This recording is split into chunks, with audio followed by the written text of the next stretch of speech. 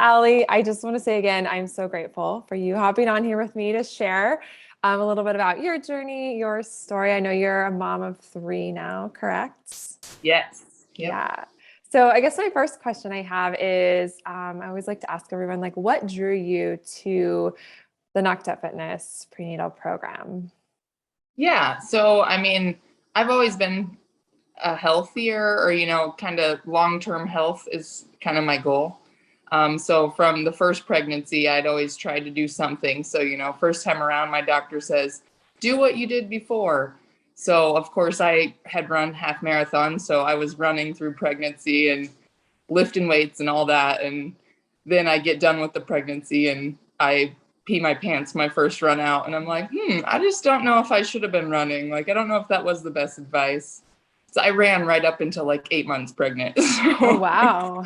yeah, How did you yeah, feel? Can I ask you, like, how did running, I know that's like, pre a couple babies and baby yeah, brain, but yeah, just because I mean, I love having this conversation about the running during pregnancy, yeah, because I know it is something that, and feel free to, talk and share with yeah. whatever, but I know it's one of those things where like we feel like, okay, we've been doing it, so we should be able to keep it up as long as we can. But were you having incontinence problems when you were running during pregnancy or didn't start till after?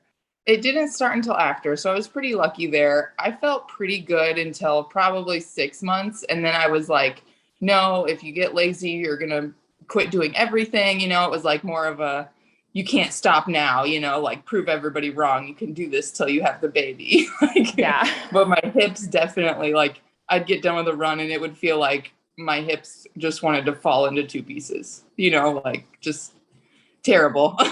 Yeah. um, so, and I did it's not like I ran 3 miles, but I was like, my goal was a mile a day. And then it turned into 3 times a week, So I think that's where I kind of ended was I did the 3 times a week, 1 mile. And I was like, okay, I need to just walk now.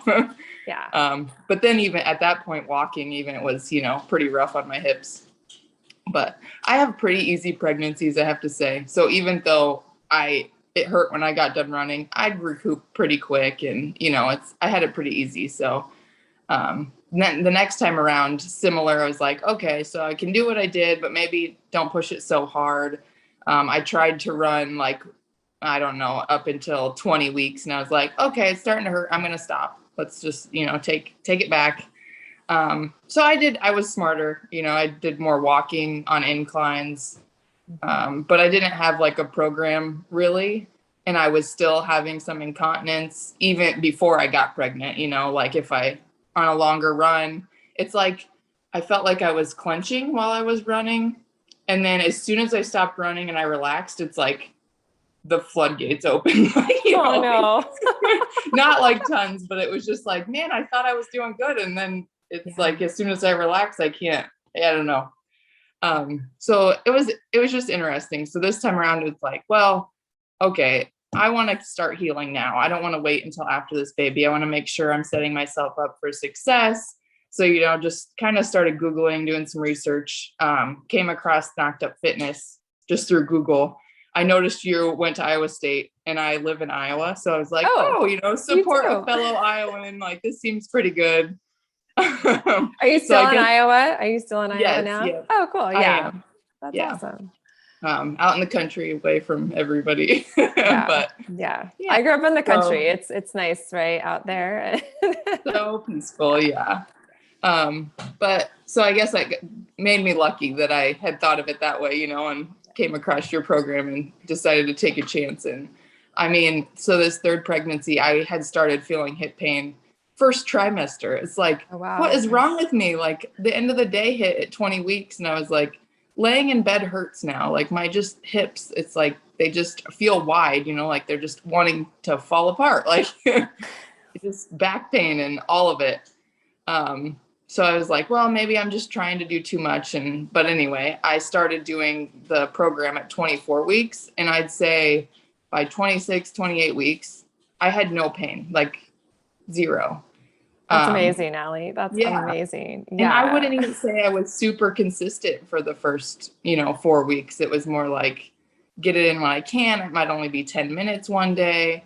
Um, but it's just like the awareness that I had all day long. You know, like, how am I standing? Am I hugging my baby? You know, like, make sure I'm not putting the pressure on my back and my hips. And I really think that just having the awareness is what the key. And just trying to take even 10 minutes a day, that helped a lot. So, Oh, I yeah. love it. I love Allie hearing you say that. So it's not always me saying it. This 10 minutes a Yeah. day does work. And yes, it really is an awareness thing and bringing it into your life because so many times, and I love you sharing your story about being a runner because that's a lot of women, right? Yeah. We just think we can keep doing it because so many times the doctor says, well, just, you know, keep doing what you were doing because they don't know and they don't know because it's not their expertise, right? They're there to keep mom and baby healthy, really, at the end of the day. And they don't spend much time diving into the research around prenatal exercise and all of that and how it can relate to birth and postpartum recovery, which if you're open to sharing and you can say as little or as much as you'd like. But did you notice a difference in from birth and a postpartum recovery perspective with between from 1, 2 all the way now to 3? Yeah, I actually had pretty easy labors, so I have to say that it Excellent. wasn't tons of difference. That's okay. But I mean, I for my this third one, I took 2 contractions and he was out. So Oh, 3 minutes wow. of pushing. So with no tearing. And the last one, I also had no tearing. It took me probably 10 minutes. The first one was probably like 20 minutes. So it got progressively better, but that might also just be knowing what to do as, you know, as time Yeah. goes. Oh, absolutely. Yeah. By the Yeah. third, though Yeah. that's great though. And no tearing, especially and not having had tearing with the second, which is amazing. Yeah. So because you are how far postpartum now? About 4 or 5 weeks? I'm 9 weeks. I go Nine back to weeks. work next week. Yeah. So Okay. Okay. So the question I always love asking moms is, do you feel a difference now in your pelvic floor after baby number 3 than you did, you know, with, because you obviously were dealing with some incontinence before. So have you noticed an improvement in that even now only being 9 weeks postpartum? yeah, absolutely. I mean, so before, you know, in between babies, if I'd sneeze or cough, I have a bad habit of plugging my nose when I sneeze, which obviously puts so much pressure everywhere else. So Yes. every time I sneezed, I would, you know, a little bit. um, and I haven't noticed that at all. Obviously, I've tried to stop plugging my nose too, just, you know, relieve any extra pressure that needs to be. But yeah, I mean, just coughing and sneezing. And I actually, 2 weeks ago, you know, I got the 6 weeks. I've tried to incorporate jogging. It's like every other minute for 10 minutes. So, you know, like very minimal jogging. Did 15 minutes this week. So, you know, not a lot, but I have had no issues at all. Oh, that's And, amazing. you know, to only be 6, 7 weeks postpartum starting that, I was expecting something. And really while I'm doing it, I'm like, oh, I think I could do more. Like, you know, I have to everything in me to not let myself do more, to ease into it. Cause I know this is the long game, not just, you know, Yeah, today. So I love hearing that because just a reminder to you and all of our other ladies listening is that because you do have relaxin in your body, I'm sure you've probably heard me say it, I'll say it again, yeah. up till around 6 months, it's going to be really smart for you to just, you know, even though if you're jogging a little bit and it feels fine for you, just really tuning in to that, listening to your body. And you're really smart to say like, keeping yourself back a little bit because you know, even though like you feel really good, which we hear all the time, which I love hearing that. I want everyone to feel amazing. I just don't want you in a couple months from now to be like, oh gosh, I just overdid it. And now I set myself back again. Because yes, when you really look at it in the long term, be like, I'm setting myself up for success moving forward, not just in this moment of wanting to get back to doing your Yeah. longer runs and doing all that, because you're going to get there.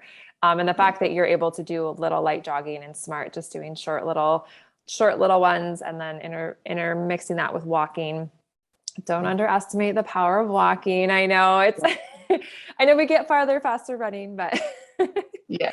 Yeah. But yeah, yeah, so I also wanted to ask you if you had any words of wisdom to share with all of our other busy moms, because I hear so often, right, that it's like, oh gosh, how can we get all of our workouts in and do the self-care and do those things, because it's really hard, right? Especially when you have other little ones to keep up with, whether you're a stay-at-home mom, homeschooling kids, or working full time, right? Like we're all busy, and I've been in all those positions. Yeah, so I'd love to have you share your perspective on just some advice for other moms of like how to prioritize all of it. Yeah. Yeah, I think I could probably take some of my own advice on what I'm going to say.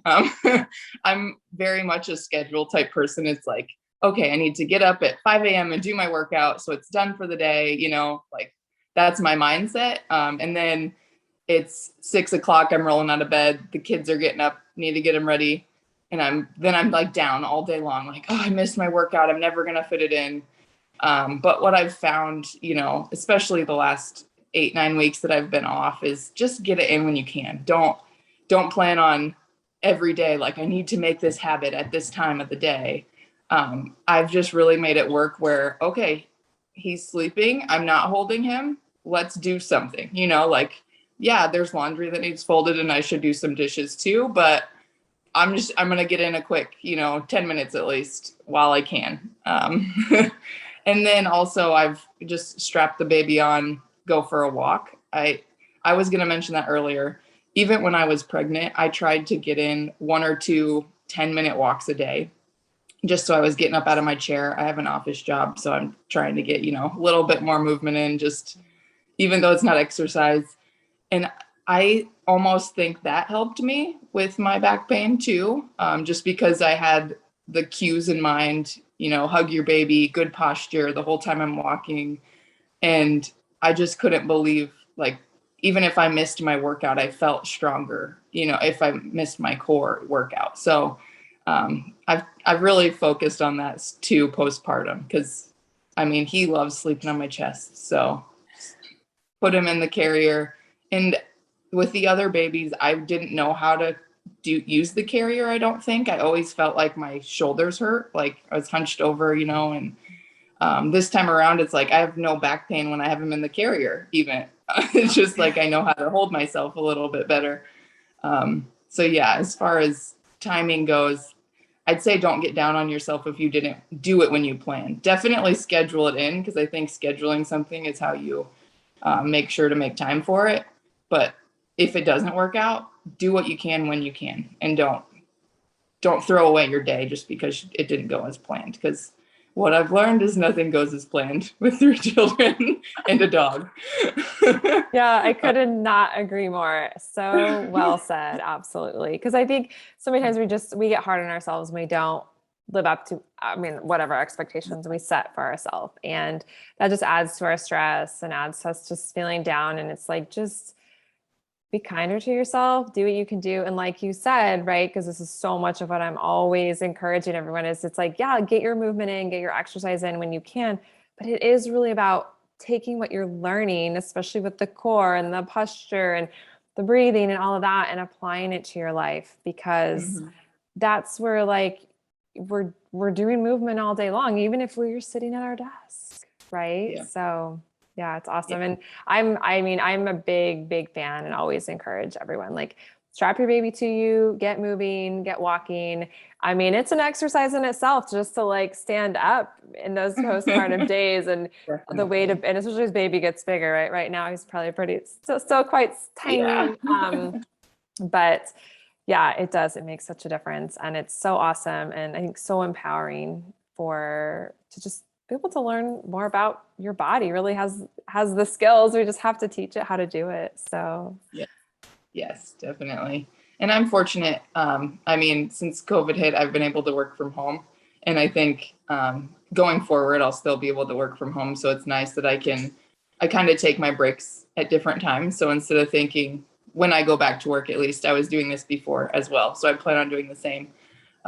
Instead of taking an hour lunch, I take three 15-minute break, four 15-minute breaks. I try to walk at two of them. I might do some laundry at one of them, and then I eat during one of them. So it's just, like I know that I'm not always going to be able to wake up early enough to get it in, even though that would be my ideal. Because I am a morning person. It's just the one morning I do get up on time, so does my 1-year-old. It's like Exactly. so it's just not realistic. So I try to get it into it throughout the day, when they're at daycare if I can too. So Yeah.